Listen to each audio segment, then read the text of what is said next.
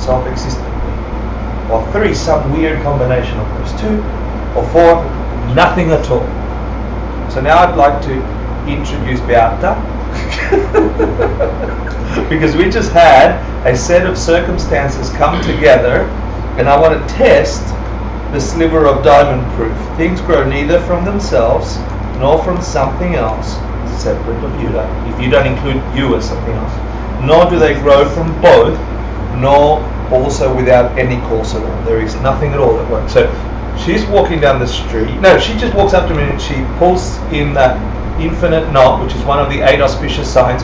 Who was here when Lopen Tenzin gave that to the 3 jewels? Yeah? Great.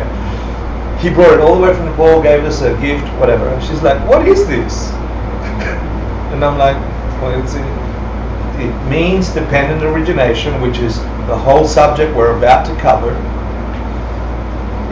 One of the 8 auspicious symbols, and it was this magic gift from the world. She goes, oh, look what I found on the street the other day.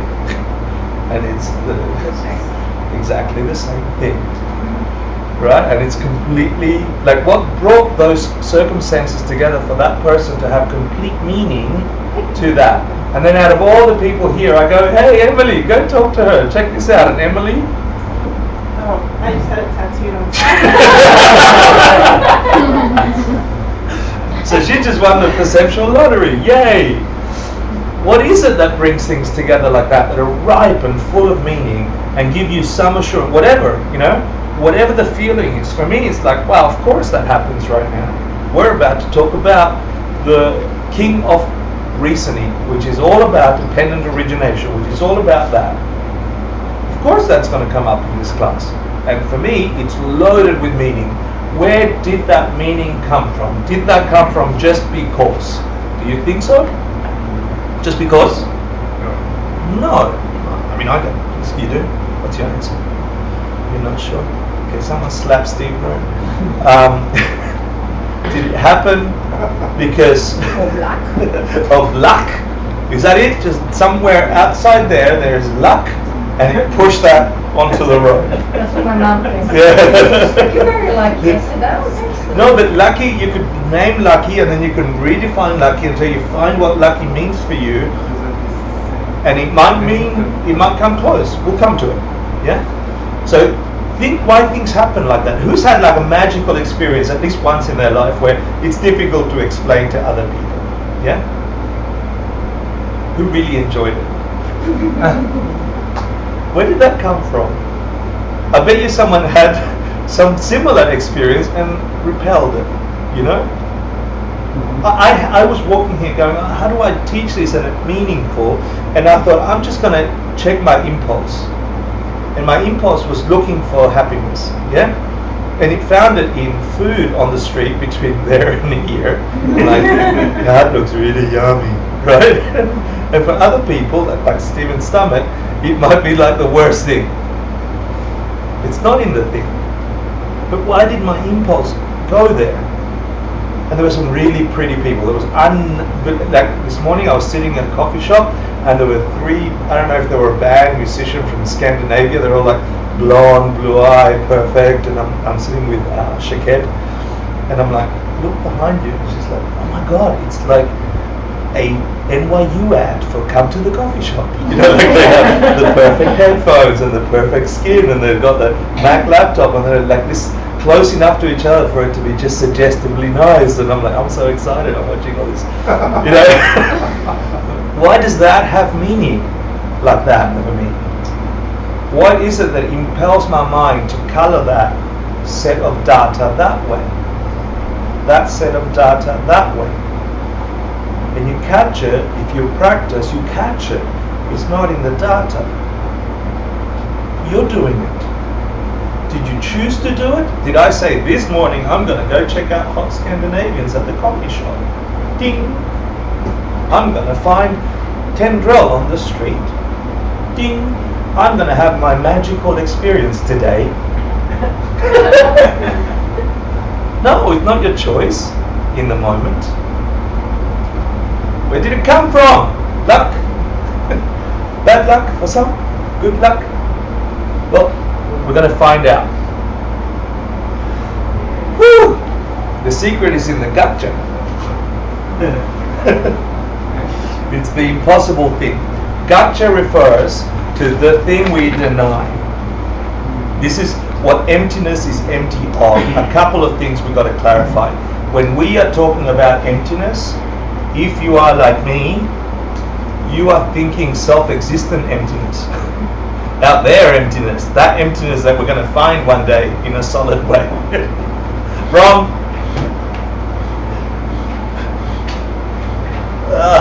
It's hard. It's hard not to think that way because you're habituated to find things that way. You're paying money for food.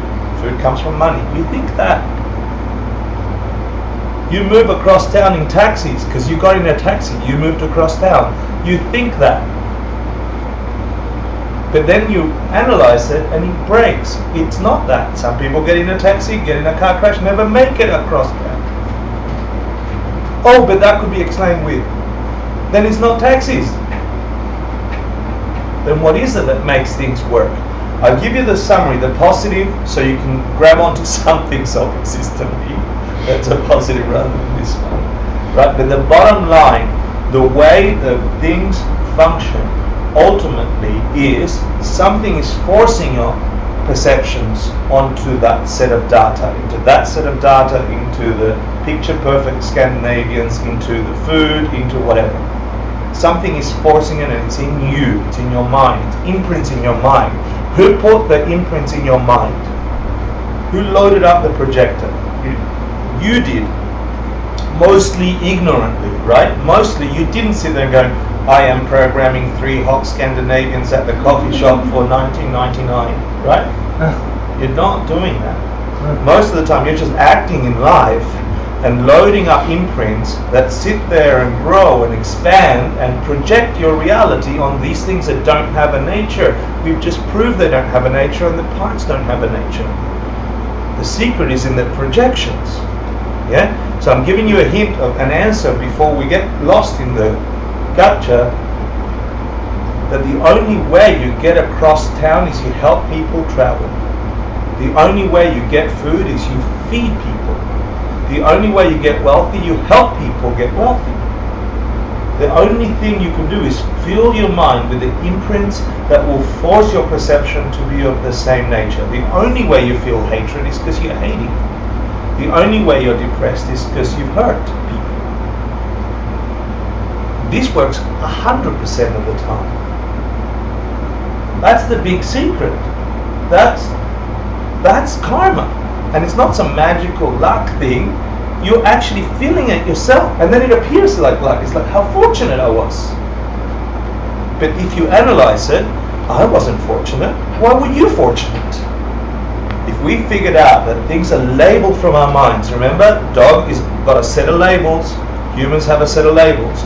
Within humans, I'm the fat label, and someone's got the I'm the skinny label.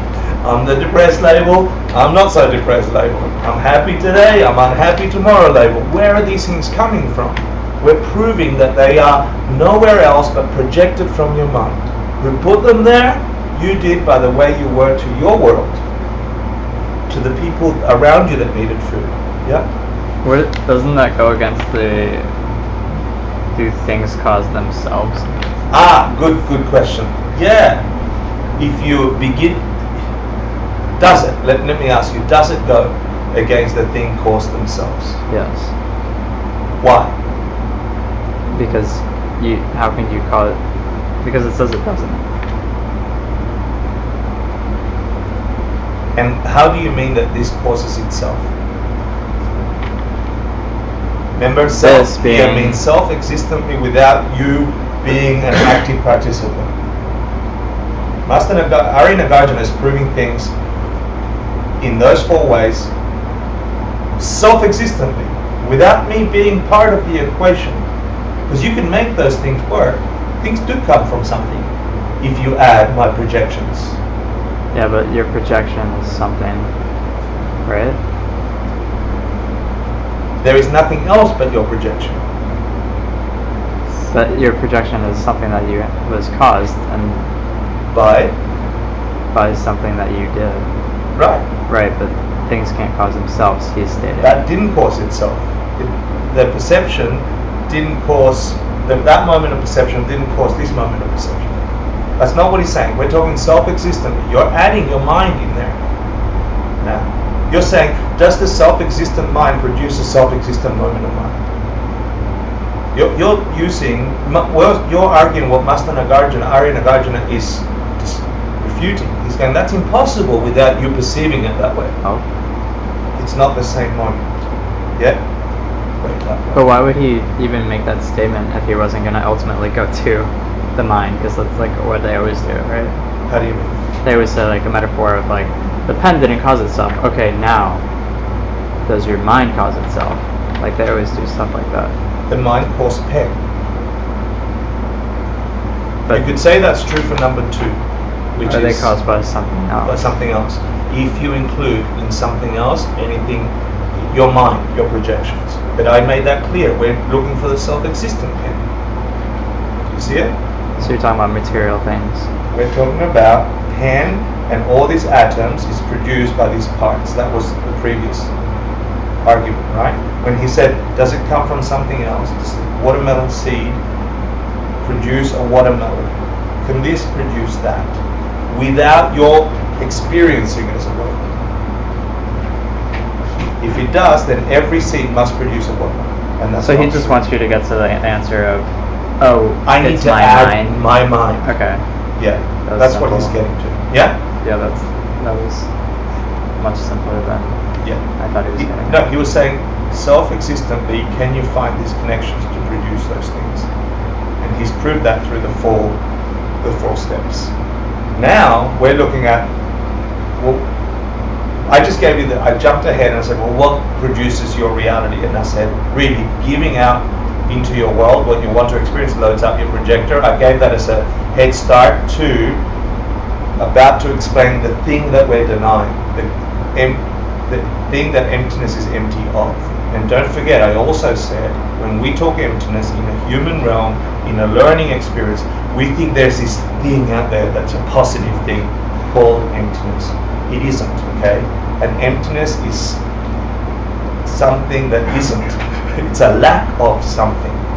And emptiness is you're looking for something, and that thing, the impossible thing, isn't there in the first place. Like, imagine a 2-headed purple elephant, yeah? There's no such thing as a 2-headed purple elephant, a real one, right? There is your idea of a 2-headed purple elephant. That's not what we're talking about. We're talking, is there a 2-headed purple elephant? That's an impossible thing, yeah? So the gotcha, the thing that we deny, meaning that all these philosophers that are investigating the very nature of where things come from, how is it that we experience all these things? Why are thorns sharp? Why are you? Why are peas round? Why do people die when this happens or that happens? Why that one and not that one? He can answer all those questions, not just the nominal human ones. Is if we understand what emptiness is empty of. Does that help you or not really? When we say emptiness, we are not saying you're going to go and find this thing and that will give you all the answers. Don't think that.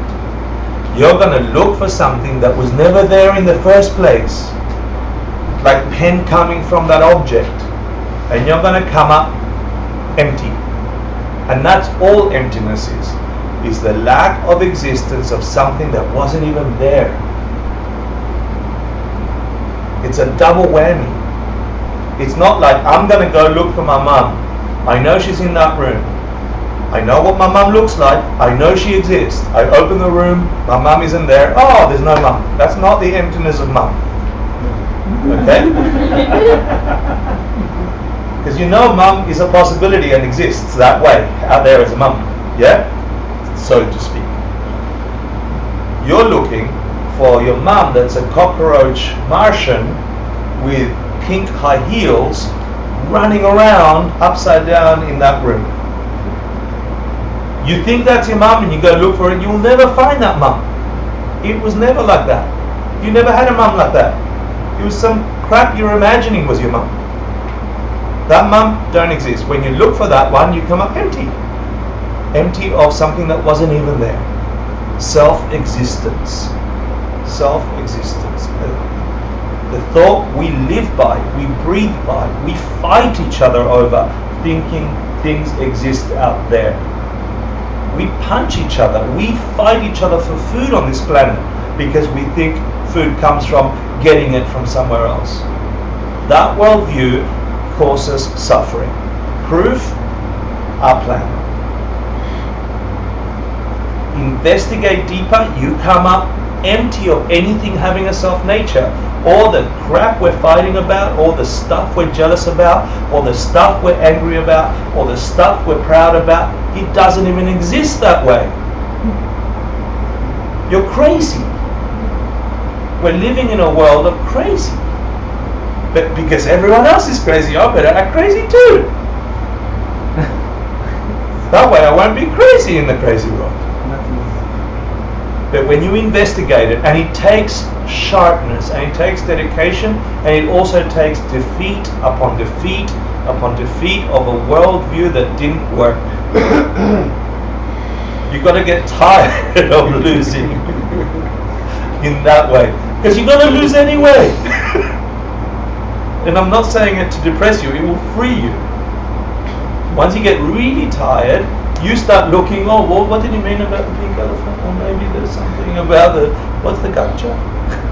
Because then this worldview, and I'll hopefully cover it by the time we're finished, provenly can free you.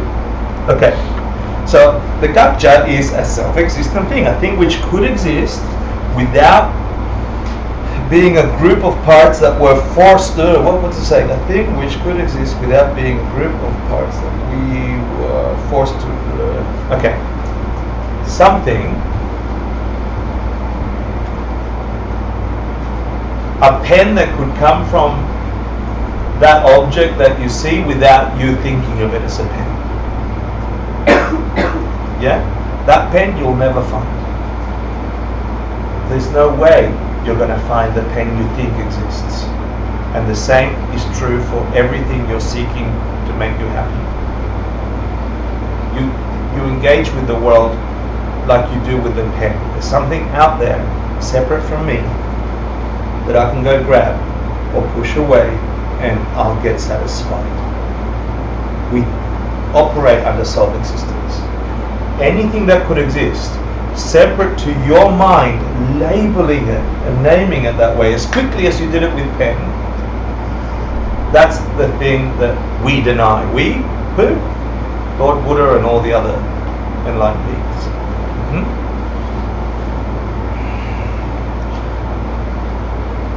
You got that? Sink that. Gotcha. Bingo.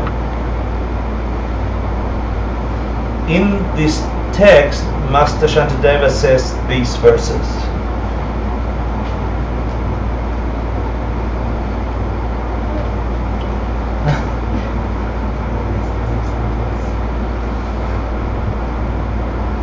He's saying this because I'm trying to explain why we're talking about self-existent things. Why are we spending all this time talking about two-headed purple elephants? He's saying here, if you want to find the true nature of that thing, when you come up empty, yeah, you need to imagine at first what you think it looks like. Yeah, and we have that capacity already. You have, oh, I think emptiness is this, and I think I think things exist this way.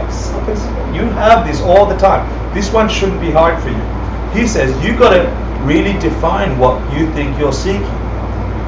You're seeking the money that from its own side will make you happy. Does money make you happy? No. Yes. Does it sometimes make you happy? Sometimes. So does money make you happy? No. No. But you really operate under the, I operate under the God's that if I had more money I'd be happy because I know what to do with it. The Australian government wants me to give them $30,000 for taxes. Taxes? No. Money don't make me happy then. Right? So Master Shantideva is, before you go seeking this emptiness thing, which is the answer to everything, you better figure out what you're looking for. You assume that things exist this way. Once you've got your handle on it, then go look for it, because you'll come up empty. You can't come up empty of a search that you don't know what you're searching for, in essence. Does that make sense? That's what we're talking about, two-headed purple pink elephants. Quick question. Quick answer. Was he just saying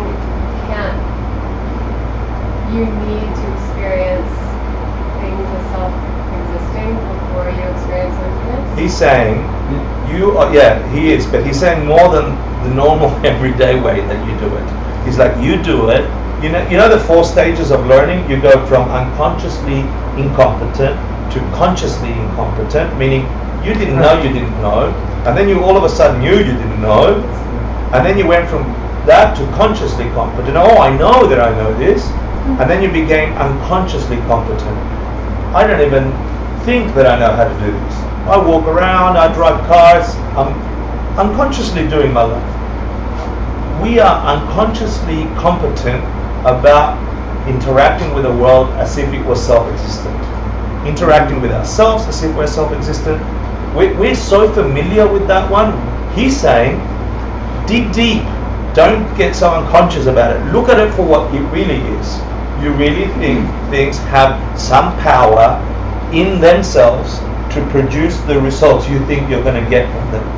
When you eat food, when you have sex, when you get jobs, when you break up, when you are rude, when you scream, when you are nice, every action you've ever done is loaded with your expectation of what you're going to get out of it, because you think it's got that nature, the thing, the object or the interaction, or if I say my words in this particular way, they're going to understand it. That the fact is not true. Some of them got annoyed. So it didn't come from that particular way. Are you following me? Yeah. So that's what he's saying. He's saying, you do this so often, pay attention to it, because if you see what you really think it is, and then you go looking for that, you'll come up empty. Yeah? So you said we are unconsciously incompetent about how the world functions. We are unconsciously incompetent about functioning in the world incorrectly. Yeah, how's that? Yeah? We are. You said We are. unconsciously competent. Huh? You said we're unconsciously competent. Unconsciously competent, sorry. Yes. Unconsciously competent about making the world not work. Yeah. He then goes into this is the king of proofs, the proof based on dependent origination, which is the thing you found. Yeah? Consider all inner and outer working things. None of them exist truly, meaning out there by themselves. Yeah? Because they occur in dependence upon other things. They are, for example, like a reflection in a mirror. So, this is stuff we've talked about many, many times. I've summarized it so you finally have it, right? The 3 big things. Tendril, dependent arising, dependent origination, that knot, yeah? What does it mean? Things arise in dependence on other things, right? But there is at least 3 views that we can say what that really means. And we'll cover them through the 3 groups of schools from ancient India. Then what's Tongpa Nyi in Tibetan? Tongpa Nyi, Shunyata, Emptiness? emptiness, yeah? Hence the diamond intent, yeah? So these 3 groups of thinkers are just ways of grouping how we might attach to these ideas. Any one of these 3. The pink one is the liberating one from the Prasangika point of view, Majjhimika Prasangika, the school of Master Nagarjuna, the first Dalai Lama, the 14th Dalai Lama. Yeah, like the school of that we've been studying at say that out of all these views, they are broader versions of the same view, more encompassing. And the pink one is all-encompassing. And because it's all-encompassing, it can deliver your mind into a transformative experience without limitation. We'll understand why in a second.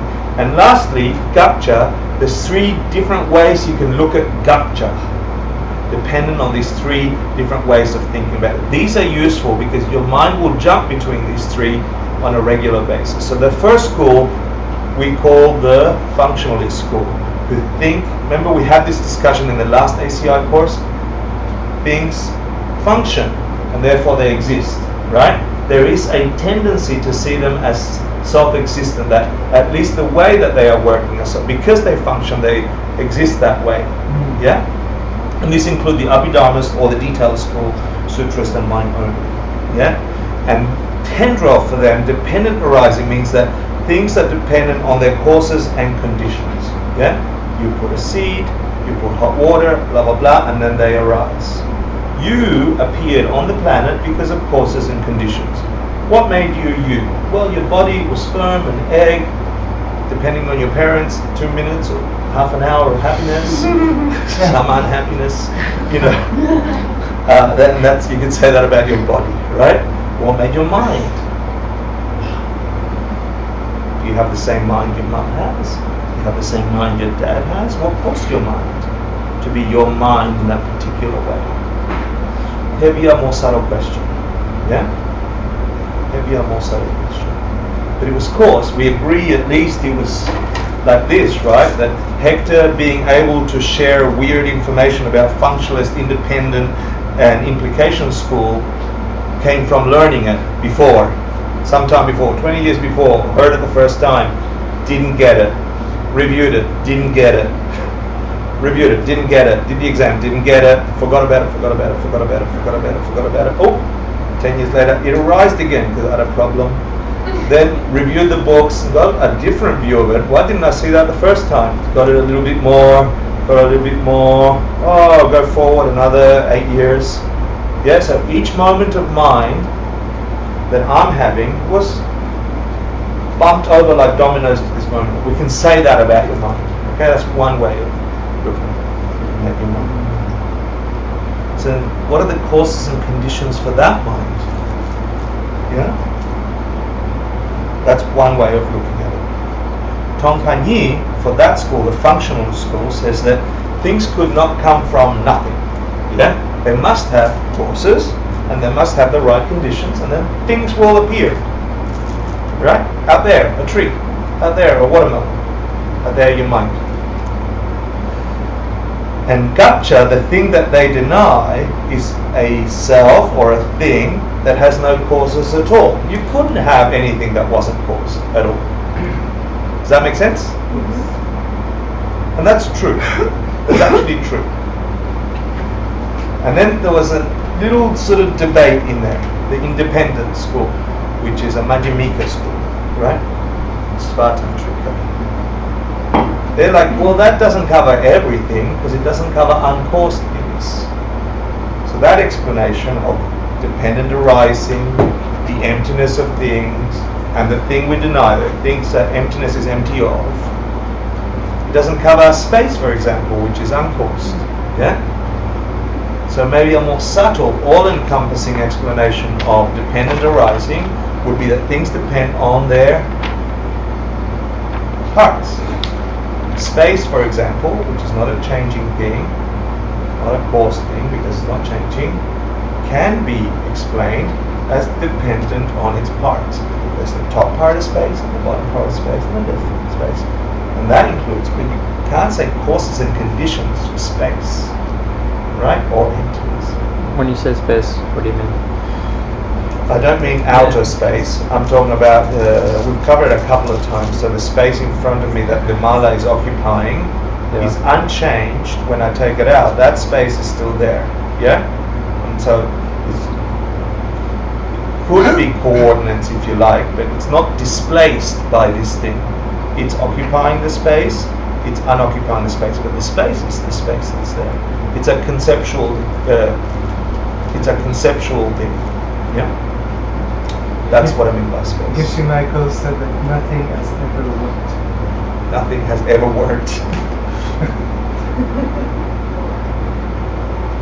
Yes, he has said that. Yeah.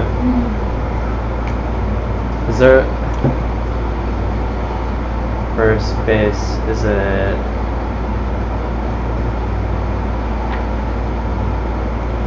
like the Matrix, where it's like when they're in the white and then the things come, like the gun rack comes, is it like an infinite amount of space. like I don't know that ether that that's things can exist in and not exist in? There's two types of space. Manifest and unmanifest.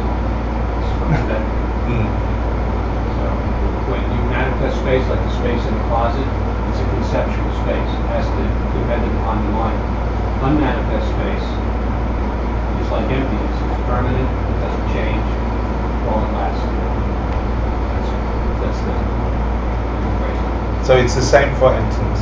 Yeah? So space and emptiness are the two additions. There might be a third that I don't remember to why this school is adding, thanks Cliff for that, adding dependent upon its parts, because then it adds uncaused things. Do you have that? I just want to go through it. Yeah? Yeah. I wasn't listening, Sorry? I wasn't listening. But go on. I just want to give you at least the three views that we could look at these three ideas of dependent arising, of emptiness, and of what? Emptiness is empty, the structure. Because if you understand these three, you'll figure out at any particular time where you're at. And hopefully with the explanation of emptiness in the Gacha, you'll find out what you're missing. And you'll also understand how the progression of this can actually get you to a space where you are understanding the emptiness of emptiness itself and not be freaked out that something out there is going to produce a world and you haven't figured it out. Because when you figure out that you have this power of understanding your world, you get to work at it in the most awkward or easy way that you can. So I was on the independent school. They say that things are tendril, dependent arising on their parts, that they are empty of existing without parts. Right? That they say things without parts cannot exist. You can't have things that you can't divide into parts. Yeah. And then the Gacha is that a thing could exist without parts. That thing, a thing like that could never exist. That's what emptiness is empty of for that school.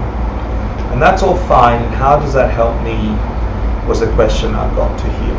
And this pink part, the thing that explained the Majjhimika Prasangika, I don't know. Well, I do now know that a set of circumstances came together that my mind then labeled as meaningful, like that. Yeah, for me, the day this was explained, that it gave color to all the weird things I'd heard about Buddhism, Eastern philosophy, and it had meaning. And I hope you get that. Yeah, when you look at the Majjhimika Prasangika explanation of tendril, dependent origination, it's even more broad than the first two. It says, things arise in dependence upon your projections. We've covered it. When you say tendril is like that a thing is a thing because you labeled it and named it thus. That's a completely different ballgame and is way all-encompassing.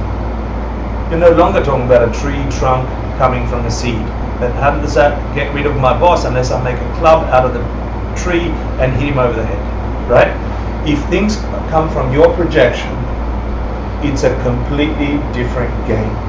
Because if things come from your projection, then what does emptiness mean? Emptiness means a thing that could exist without me being a participant of that projection. Yeah? Things are empty of being that way. That's what we're talking about, thing that doesn't exist, the impossible thing. There is an impossible thing that you are seeking all the time. And when you figure out that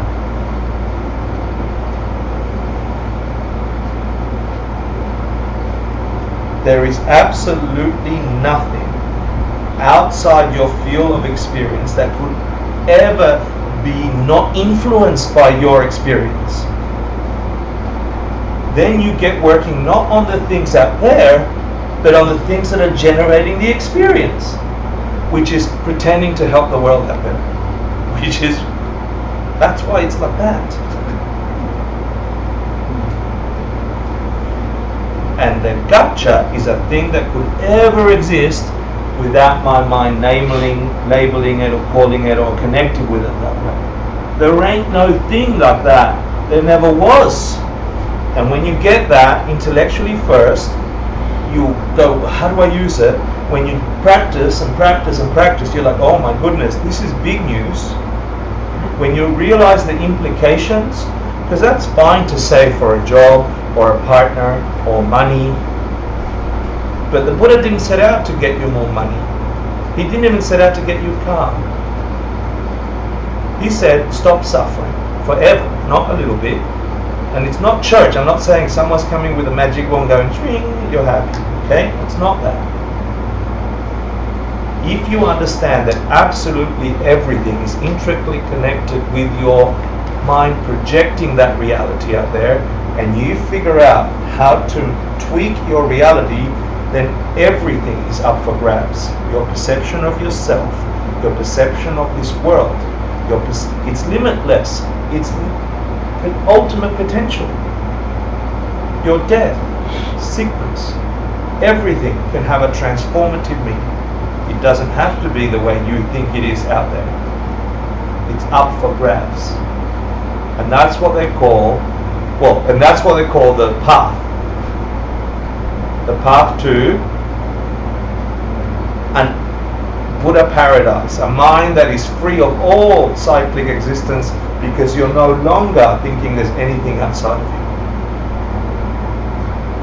you. The universe in the palm of your hands. So the impossible thing, why Master Shantideva brings this up, the middle ways, because there was an objection in his text that says, well, since the mind which perceives emptiness intellectually has self-existence in it, it's dirty, right? Then emptiness couldn't exist. Does that make sense? Because it's a mistake, it's incorrect. The emptiness you're perceiving must be wrong because he had ignorance on it. And he's like, no, you're an idiot. Emptiness is not self-existent. Emptiness is also empty. There is no solid, positive, out there emptiness. It's not a thing. So he's like, if it was that thing, then you're right, there'd be no emptiness, because self-existent anything doesn't exist. So if self-existent emptiness existed, it wouldn't exist. I'm using words. What about space?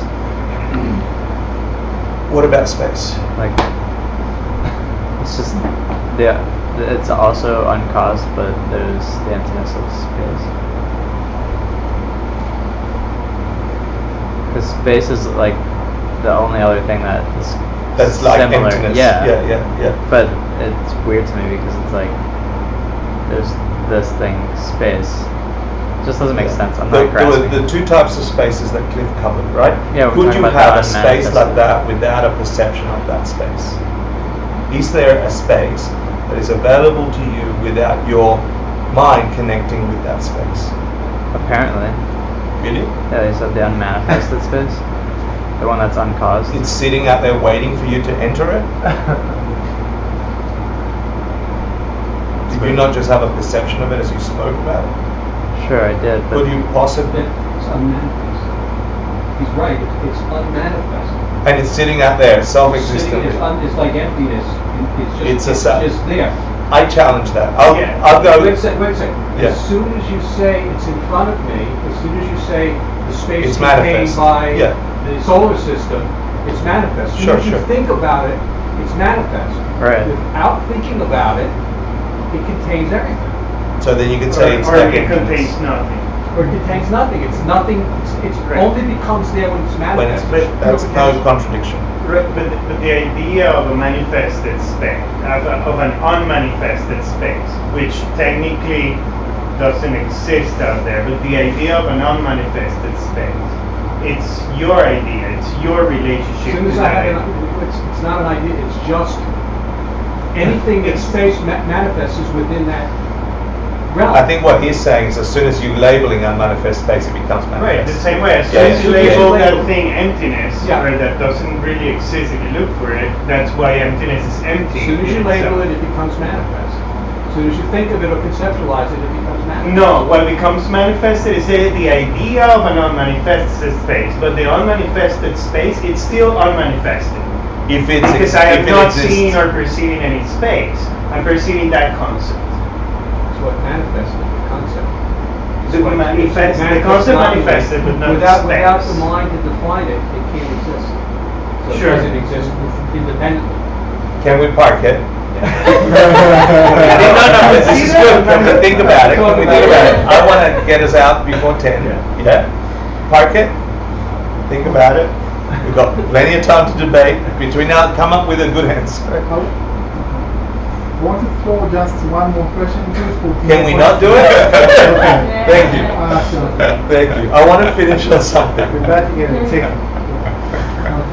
No, I like the discussion, but I also want to get through content that takes you somewhere. Yeah?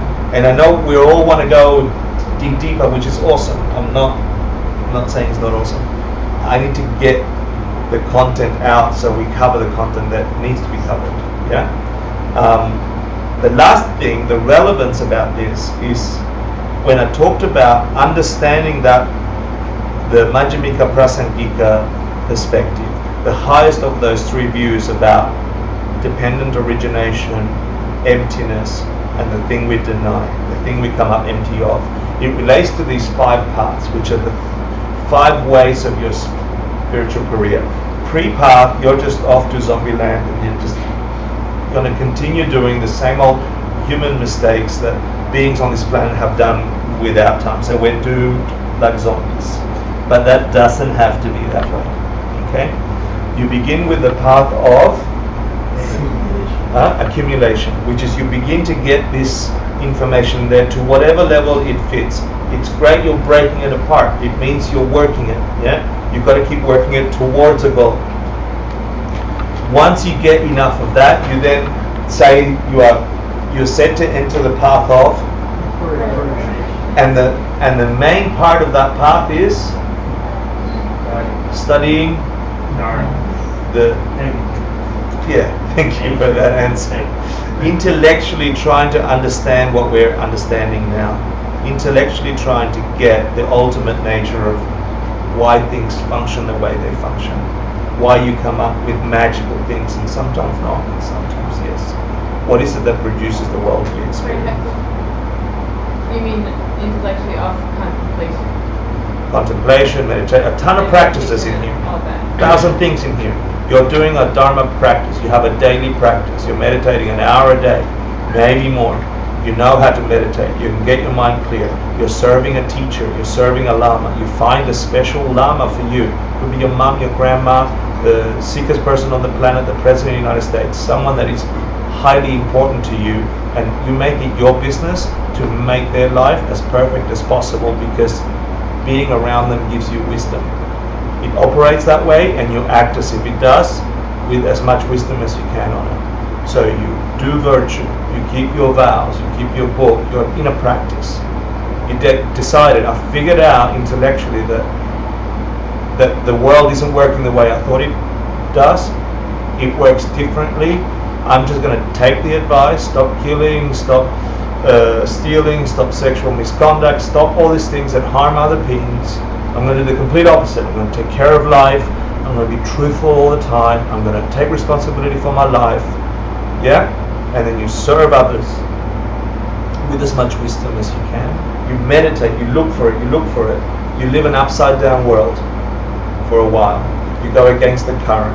That will give you a result that is the opposite of the current you're in. And that's the path of preparation. At some point, you're going to have the peak of that experience, which is a direct perception of dependent origination. You're going to have a direct experience of dependent origination. That's what black line is. And then you're going to enter what's called the path of seeing. It's a very short experience where you have a direct experience of this thing we've been talking about. That there ain't no thing to find like you thought the world existed. When you find that in meditation, making contact with that reality in your mind, that perception that was built up, dependently arising on your previous moments of mind and studying, learning, and so on, you're going to come out of that experience and have a certainty that has enough power to shake out all the tumbling that we do in this world, and that you're said to be a stream enterer. You get out of the stupid cycles. Yeah. Then you enter a different level of work called the path of habituation, where you begin to habituate your everyday behaviors to match the experience you had in meditation through the path of seeing, and ultimately you enter the path of no more learning. Now they have pictures of the Buddha, but there's really, it just means that the consciousness that you feel you hold in your vessel, the thing that you think you are, the thing that is coming out through the tiny lens who you think you are, that thing no longer thinks of itself as a suffering being, as a nominal human, as a depressed person, as a whatever. It's free of that. It understands how things arise, and at the same time can see the ultimate nature, that things could never have existed in any other way. It holds both at the same time. That's called a Buddha, an enlightened, an awakened person. Yeah? That's caused. It didn't just happen. It's caused by something. And if you add to that something, my mind perceiving it thus. Who put that data in the projector? It was you. It was always you. When you enter an experience of yourself as an enlightened being, you were always enlightened. At that point, you didn't think you weren't. Yeah? So I wanted to leave it on that.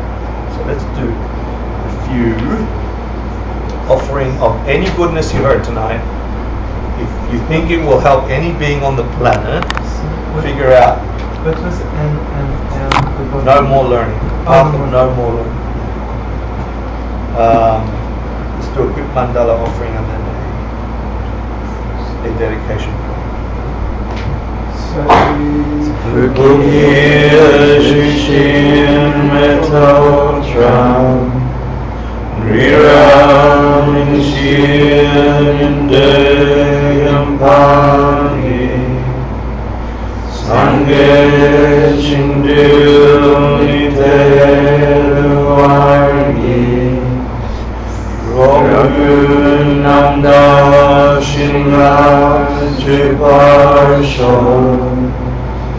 Idam Guru Ratna Mandala Kamniyatayami Diroku Sunam Yeshe Tsoksokchin Sunam Yeshe Junwe Dhamma Kuni Tuparsho.